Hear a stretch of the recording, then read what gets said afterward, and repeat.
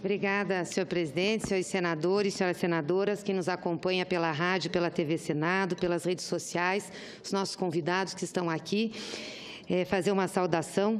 Queria só lembrar ao senador que me antecedeu que se teve governos que geraram emprego, foram os governos do PT. Em 12 anos, 23 milhões de postos formais de trabalho. Então, quanto a isso, não temos dúvida nenhuma. E queria falar sobre dois aspectos que muito falam aqui da reforma trabalhista. Primeiro, que essa reforma, uma pena que o ministro não esteja, porque ele começou exatamente com essa fala, que é uma reforma que vem para gerar empregos. E depois o segundo argumento, que não retira direitos. Primeiro, sobre gerar empregos. Ora, o desemprego, ele não é fruto dos direitos dos trabalhadores ou do salário dos trabalhadores. Ele é fruto de uma crise na economia. Quando a economia está em crise, nós temos desemprego. Nós não podemos nunca esquecer que o Brasil já foi há 10 anos a sexta economia do mundo. E nós tínhamos a mesmíssima legislação trabalhista. Geramos nos governos do presidente Lula e da presidenta Dilma 23 milhões de empregos. Terminamos 2014 com 4,9% de desemprego. E era esta mesma legislação trabalhista. Então, não é a flexibilização da legislação trabalhista que vai fazer com que nós tenhamos emprego no Brasil. Muito pelo contrário, para ter emprego nós precisamos ter renda, dinheiro em circulação, tem que ter consumo. Se não tiver consumo, se não tiver renda, esqueça. Nós não vamos ter emprego, nós temos que ter um círculo virtuoso. Um estudo da OIT, que foi aqui referenciada por um dos nossos convidados, feito em 63 países que fizeram a reforma trabalhista, entre países desenvolvidos e não em desenvolvimento. O senhor citou o México, né? O México, por exemplo, tinha 1,2 milhões de empregos por tempo indeterminado e passou para tempo determinado. A renda média dos trabalhadores do México era de 2 a 5 salários mínimos, caiu para 1 a 2 salários mínimos. Isso aumentou a competitividade do México? Não, trouxe mais pobreza para o México, trouxe mais miséria, trouxe mais problemas sociais que afetaram toda a sociedade mexicana, né? Assim ocorreu na Espanha, na Grécia, na Itália. Por que no Brasil seria diferente? Flexibilizar o trabalho melhoraria as condições de vida do povo brasileiro e daria mais emprego. Nós já tivemos flexibilização aqui. No governo do presidente Fernando Henrique Cardoso, nós tivemos 5 medidas de flexibilização. A primeira, em 95, que impediu praticamente a aplicação de multas quando encontrassem trabalhadores sem carteira assinada.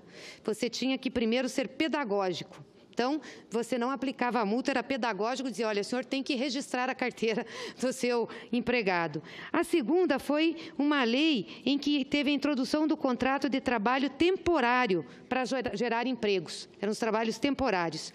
Depois, nós tivemos a que flexibilizou a remuneração e introduziu os trabalhos aos domingos para os comerciários, porque nós não tínhamos previsão de trabalho aos domingos.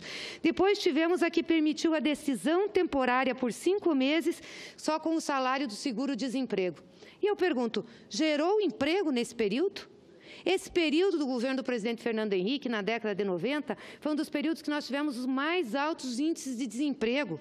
Nós terminamos, em 2002, no governo de Fernando Henrique, com 15% de desemprego no Brasil, 11% de corrosão na renda salarial. Então, essas medidas foram aplicadas. Aonde que elas geraram empregos? Nós não tínhamos economia eficiente, nós não tínhamos desenvolvimento econômico, nós tínhamos aquela visão que era do Fundo Monetário Internacional, que nós tínhamos que fazer austeridade no orçamento e tínhamos que reduzir direitos da população. Entramos num círculo vicioso.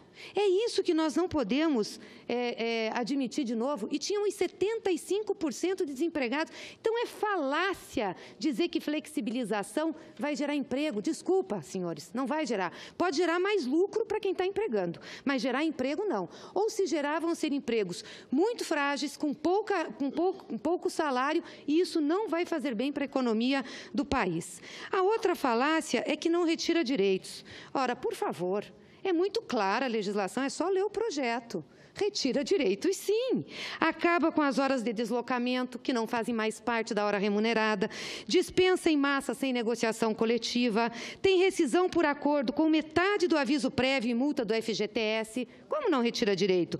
O empregado passa a ser responsável pela higienização do uniforme, as horas extras se tornam raras, porque tem a flexibilização da jornada, ou seja, cria obstáculos para a equiparação salarial, dificulta o acesso à justiça, porque, por exemplo, retira, em relação ao empregador, ele pode estar na audiência com o seu advogado. Se ele tiver com advogado, hoje ele não pode ter ausência no advogado. E mesmo que o advogado esteja, ele perde com isso. E o trabalhador pode ir até 3 audiências, pode faltar 2 e na terceira comparecer. Isso vai ficar invertido, ou seja, o trabalhador que não comparecer na primeira audiência já perde o seu direito e tem que pagar as custas.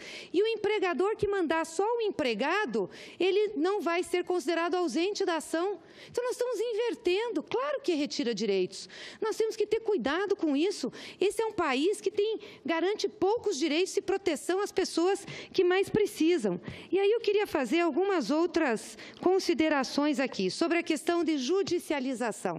Ora, senhores, nós temos aqui 49% das ações trabalhistas são de verbas rescisórias hoje no Brasil. E hoje as rescisórias podem ser feitas no ambiente dos sindicatos ou podem ser feitas no Ministério do Trabalho. O projeto está acabando com isso, retira Ministério do Trabalho e retira sindicatos. Então, a tendência é aumentar em relação às rescisões trabalhistas, a judicialização. Aí o projeto diz assim, não pode judicializar. Isso é inconstitucional. Você não pode tirar nada da apreciação do Poder Judiciário. É inconstitucional. E não é verdade que é a Justiça Trabalhista que mais tem ações. Acho que o ministro Barroso tinha que ter levado, no pronunciamento que ele fez, os dados do Judiciário brasileiro. Nós temos uma cultura de judicialização no Brasil. Uma cultura. Judicializa-se tudo. Então, vamos ver, a Justiça do Trabalho hoje tem um estoque de 4.900.000 ações. O Juizado Especial tem um estoque de 7 milhões de ações. A Justiça Federal tem um estoque de 3,5 milhões. E a Justiça Estadual de 19,1 milhões. Então, aonde que é a Justiça do Trabalho, a principal responsável por judicialização? Então, se é para falar de judicialização no Brasil, vamos falar de judicialização de forma geral. É um país com cultura de judicialização. Então, não podemos colocar isso em cima dos trabalhadores. E a outra questão é o trabalho intermitente, gente. O trabalho intermitente é uma coisa desastrosa, me desculpa. Eu sei que o comércio reivindica, o senhor é do ramo de farmácia, aliás, farmácia... a gente tem já uma situação difícil de trabalho, né? Salários são baixos, você tem alta rotatividade, são a maioria mulheres. Não, o senhor vai falar depois de mim, claro. Vai falar depois de mim, claro. Mas a média de salário deve ser de 1.200, 1.300 para o balconista, porque um farmacêutico ganha 2.900, pelo menos no oeste do Paraná é assim. Então, eu acho que dar emprego é importante. Agora, querer precarizar ainda mais esse setor, o senhor vem de uma família, o senhor é um dos homens mais ricos do Brasil, está em 17º lugar na riqueza da Forbes. Por que a gente precisa fazer com que o trabalhador que está ali trabalhando ganhe menos e tenha mais rotatividade? Nós temos uma diferença de renda imensa nesse país. O senhor respondeu por uma ação coletiva em que o Ministério Público do Trabalho ele fez indenizar em 250 mil um acordo em 2011. Quer dizer, esse projeto que está sendo discutido agora volta nessa situação a que o senhor foi penalizado, ou seja, vai lhe permitir fazer isso. E nós temos que lembrar que o trabalho intermitente veio para o Brasil, acho que um dos primeiros exemplos que nós tivemos foi no McDonald's. Eu não sei se vocês lembram, mas o pessoal do McDonald's ficava numa salinha, esperando, quando chegava o cliente, ele saía da salinha para atender o cliente. Ele passava a contar as horas trabalhadas aí. Quando ele passava a atender o cliente, ele tinha que ficar lá esperando. Nós estamos falando de trabalhos precários, que ganham pouco. Nós não estamos falando de trabalhos de altos salários, não estamos falando. Então, nós tínhamos que rever um pouco os nossos conceitos aqui. Talvez teríamos que começar por aqueles cargos que têm altos salários, né? E a questão da negociação coletiva, aqui para eu já ir encerrando, ela é sempre para melhorar as condições de trabalho, porque a legislação é a base. A legislação é a base que dá direito ao trabalhador. Você vai para uma negociação coletiva, não é para precarizar o direito do trabalhador, é para melhorar as condições. Então, eu acho...